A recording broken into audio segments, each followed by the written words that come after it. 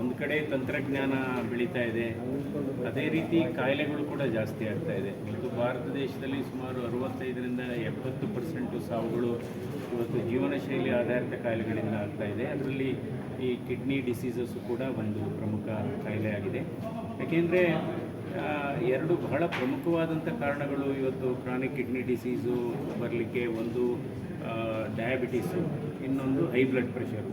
ಅದಕ್ಕೋಸ್ಕರ ನಾವು ಕಿಡ್ನಿ ಡಿಸೀಸನ್ನು ನಾವು ಪ್ರಾಥಮಿಕ ಹಂತದಲ್ಲೇ ತಡೆಗಟ್ಟಬೇಕಾದ್ರೆ ಡಯಾಬಿಟೀಸ್ನ ಚೆನ್ನಾಗಿ ಕಂಟ್ರೋಲ್ ಮಾಡ್ಕೋಬೇಕು, ಬ್ಲಡ್ ಪ್ರೆಷರು ಕಂಟ್ರೋಲ್ ಮಾಡ್ಕೋಬೇಕು. ಇವತ್ತು NU ಹಾಸ್ಪಿಟ್ಲು ಇವತ್ತು ಈ ಮಿಷನ್ ರೋಡಲ್ಲಿ ಒಂದು ಸುಸಜ್ಜಿತವಾದಂಥ ವಿಶ್ವ ದರ್ಜೆಯ ಕಿಡ್ನಿ ಕೇರ್ ಆಸ್ಪತ್ರೆಯನ್ನು ತೆಗೆದಿರೋದು ಈ ಭಾಗದ ಜನರಿಗೆ ಬಹಳ ಅನುಕೂಲ ಆಗುತ್ತೆ.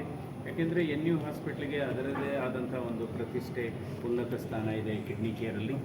ಇಲ್ಲಿ ಉನ್ನತ ಮತ್ತು ನುರಿತ ವೈದ್ಯರಿದ್ದಾರೆ. ಅಂದರೆ ಜೊತೆಗೆ ಮಾನವೀಯತೆ, ಹೃದಯವಂತಿಕೆ ಕೂಡ ಇದೆ ಈ ಆಸ್ಪತ್ರೆಯಲ್ಲಿ. ಅಂದರೆ ಇವತ್ತು ಡಯಾಲಿಸಿಸು ಸರ್ವೇ ಸಾಮಾನ್ಯ. ಇವತ್ತು ನಮ್ಮ ಭಾರತ ದೇಶದಲ್ಲಿ prime minister national dialysis programme ಅಂತ ಕೂಡ ಇದೆ, ಬಡವರಿಗೆ ಉಚಿತವಾಗಿ ಡಯಾಲಿಸಿಸ್ ಕೊಡುವಂಥದ್ದು. ಇದರಲ್ಲಿ ಸುಮಾರು 28 ಲಕ್ಷ ಜನರಿಗೆ ಇವತ್ತು ಡಯಾಲಿಸಿಸ್ ಆಗ್ತಾ ಇದೆ. ಸುಮಾರು 5 ಕೋಟಿ ಡಯಾಲಿಸಿಸ್ ಸೈಕಲ್ಸ್ ಆಗ್ತಾ ಇದೆ.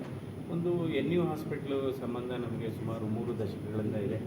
ಸೊ ವೈದ್ಯರುಗಳು, ತಜ್ಞ ವೈದ್ಯರುಗಳು ಮತ್ತು ಸಪೋರ್ಟಿಂಗ್ ಸ್ಟಾಫ್ಗಳು ಭಾಳ ರೋಗಿಗಳನ್ನ ಭಾಳ ಪ್ರೀತಿಯಿಂದ ನೋಡ್ಕೊತಾರೆ. ಏಕೆಂದರೆ ಪ್ರೀತಿಯಿಂದ ಮಾತಾಡಿಸೋದು ಒಂದು ಔಷಧ, ನಮ್ಮ ಮಾತು ಕೂಡ ಒಂದು ಔಷಧ.